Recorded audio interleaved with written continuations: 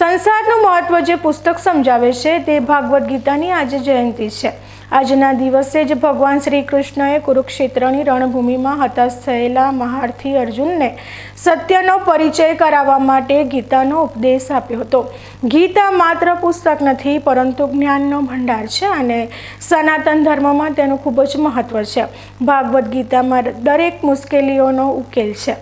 તો બીજી તરફ ભારતમાં શિક્ષણનો દાટ વાળનાર લॉर्ड મેકોલ દ્વારા નિર્મિત અભ્યાસના પુસ્તકોની બોલબાલા છે, જે સનાતન ધર્મ માટે ખૂબ જ શરમજનક વાત છે।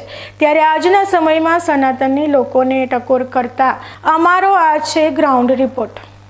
આજે ભારત ભલે અંગ્રેજોથી આઝાદ થઈ ગયો હોય, પરંતુ આજના માણસની અને ભારતીયોની માનસિકતા હજુ પણ ગુલામીવાળી જોવા મળી રહી છે। ભારત દેશમાં લॉर्ड મેકોલોએ જે શિક્ષણ પદ્ધતિ અપનાવી હતી તે શિક્ષણ પદ્ધતિના પુસ્તકો ખરીદવા માટે લોકો લાઈનો લગાવતા હોય છે, પરંતુ સનાતન ધર્મ જેની પર ટકેલો છે તે જ ભાગવદ ગીતાના પુસ્તકને કેટલાક વિદ્યાર્થીઓ લોકોને આપી રહ્યા છે તો લોકો તેને નકારી રહ્યા છે। અત્યારે આપણી સાથે એવા જ લોકો જોડાયા છે કે જે અત્યારે ભાગવદ ગીતાનો પ્રચાર કરવા માટે ઇસ્કોનમાંથી ડીસા આવ્યા છે। જી, ક્યાંથી આવ્યા છો આપ અને કેટલા સ્ટુડન્ટ છો? અમે અમદાવાદથી આવ્યા છે, ઇસ્કોન અમદાવાદથી, અને અમે કરીબ અમારા 20થી વધારે સ્ટુડન્ટ હશે IYFના, ઇસ્કોન યુથ ફોરમના।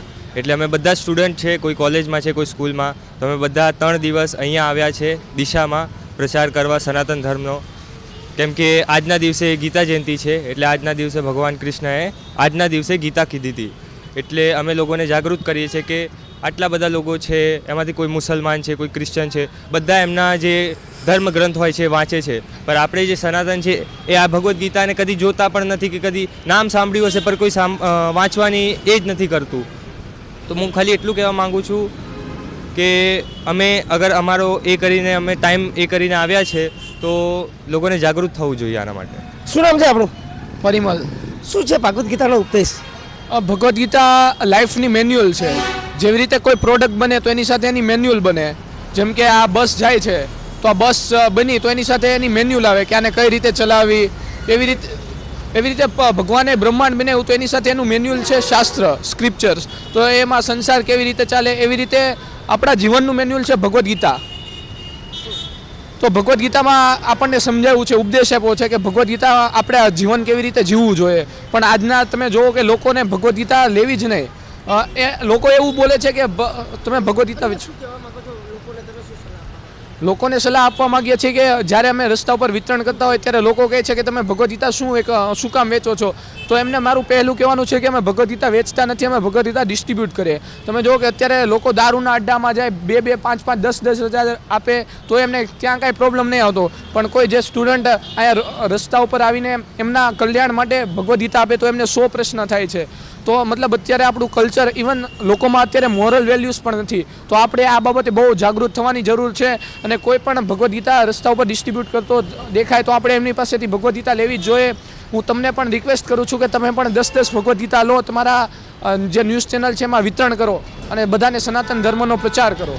ચોક્કસથી તમે જણાવીશ કે અત્યારે જે લॉर्ड મેકોલે જે અંગ્રેજોની શિક્ષણ પ્રણાલી આપણા દેશમાં સ્થાપિત કરી હતી તેની શિક્ષણ પ્રણાલીના પુસ્તકો ખરીદવા માટે લોકો લાઈનો લગાવી રહ્યા છે, જ્યારે આ વિદ્યાર્થીઓ અત્યારે ભાગવદ ગીતાનો અને સનાતન ધર્મનો પ્રચાર કરવા માટે રસ્તા પર ઊભા રહી અને લોકોને તેને ડિસ્ટ્રીબ્યુટ કર્યા છે। ત્યારે લોકોનો કેવો પ્રતિસાદ મળી રહ્યો છે તે આપણે એમની સાથે મળીને વાત કરીએ। જે આપણા દ્વારા જે અત્યારે ડિસ્ટ્રીબ્યુટ કરવામાં આવી રહી છે ભાગવદ ગીતા, સનાતન ધર્મનો પ્રચાર કરવામાં આવી રહ્યો છે, લોકો દ્વારા તમને કેવો પ્રતિસાદ મળી રહ્યો છે? प्रभु जी, वो लोग सबसे पहले तो बोलते हैं हमारे पास में बहुत सारी पढ़ी हुई है, बहुत सारी भागवत गीता है। अब जैसे कि प्रभु जी हम जानते हैं 18वें चैप्टर में कृष्ण भगवान खुद कहते हैं कि जो भी भक्त मेरा प्रचार करता है वो मेरा सबसे प्रिय भक्त है।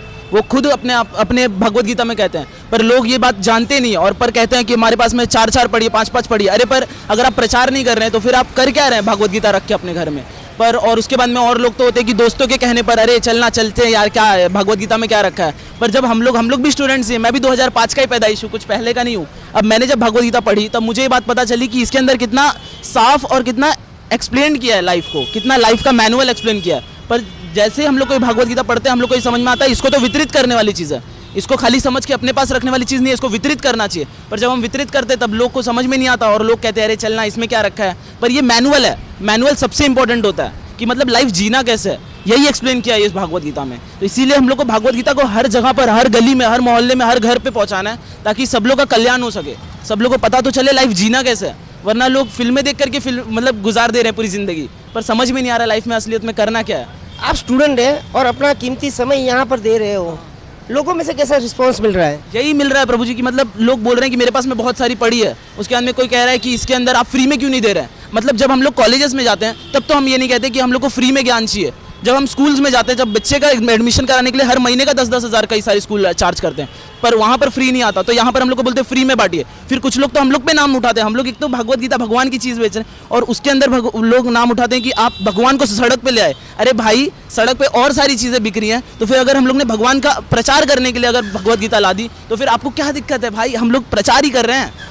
तो मतलब यही सब रिस्पॉन्स है प्रभु जी की, मतलब घर पे पड़ी है, मतलब ये नहीं है। हमारे पास कुछ लोग तो ऐसा रिस्पॉन्स देंगे, पैसे नहीं है, वही पिज़्ज़ा खाने के लिए 500 रुपीज़ 10,000 मतलब कितना कितना खर्च कर देते हैं। पर यही भागवत गीता जिसके अंदर लाइफ का मैनुअल है, मेन इंपॉर्टेंट चीज़ है, उसके अंदर वो लोग को कोई इंटरेस्ट नहीं है। तो ऐसा कोई इंटरेस्ट नहीं है, लोग तो ऐसा तक बोल देते कोई इंटरेस्ट नहीं है, मतलब क्या ही बोला जाए, मतलब एकदम नेक्स्ट लेवल है।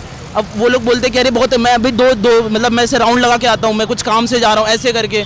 कुछ लोग तो ऐसा रिस्पॉन्स देते हैं कि प्रभु जी मैं पवित्र नहीं हूँ इस वक्त, मेरा हाथ गंदा है। पर प्रभु जी भगवत गीता में भगवान खुद कहते हैं कि भगवत गीता ऐसी चीज़ नहीं है कि पवित्र होना पड़े उसको हाथ लगाने के लिए, जो उसे हाथ लगा लेता है ना वो खुद पवित्र हो जाता है। तो ऐसी चीज़ नहीं है कि उसके लिए पवित्र होना पड़ेगा, पहले ये बात तो सबसे पहले जान लीजिए। तो मतलब लोग यही सब रिस्पॉन्स देते हैं कि मेरे घर पे पड़ी है, मेरे को कहीं जाना है, मेरा इंपॉर्टेंट काम है, छोड़ दीजिए, ये सब उसके अंदर बोलते हैं कि अरे चलना, इसमें क्या रखा है, ऐसे करके। अभी भी एक प्रभु जी अरे तेरा बहुत अच्छा हो गया, चल अभी चल ऐसे करके रिस्पॉन्स दे रहे हैं। मतलब इससे कोई फ़ायदा नहीं है, पर ये मेन इंपॉर्टेंट चीज़ है, तो इसीलिए प्लीज़ इसे लीजिए, ये ना कि ये सड़कों पर जो अजीब अजीब चीज़ें बिक रही हैं, किताबें, अलग अलग नॉवेल्स, से कोई फ़ायदा नहीं है। Yes bro. આ વિદ્યાર્થી જણાવી રહ્યા છે કે જ્યારે તેઓ પુસ્તકનું વિતરણ કરે છે ત્યારે કેટલાક લોકો એવું કહી રહ્યા છે કે તમે ભગવાનને સડકો ઉપર લાવી નાખ્યા છે, માર્ગો ઉપર લાવી નાખ્યા છે, પરંતુ એ જ ગીતામાં એક ઉલ્લેખ કરવામાં આવ્યો છે કે જે ભગવાન શ્રી કૃષ્ણએ કીધું હતું કે જ્યારે ધરતી ઉપર પાપનું મૂળ વધશે ત્યારે હું ધરતી ઉપર આવીશ। આજના સમયની વાત કરીએ તો આજે પણ તેમના માટે એક ખાસ વિશેષ સલાહ છે કે જે આ શબ્દો વાપરી રહ્યા છે કે ભગવાનને સડકો ઉપર લાવ્યા છે, તો ખરેખર તેમનામાં સનાતની ધર્મ મરી પરવાર્યો છે। તેના માટે જ આજે ધર્મની રક્ષા માટે ભગવાનને સડકો ઉપર ઉતરવાની જરૂર પડી રહી છે।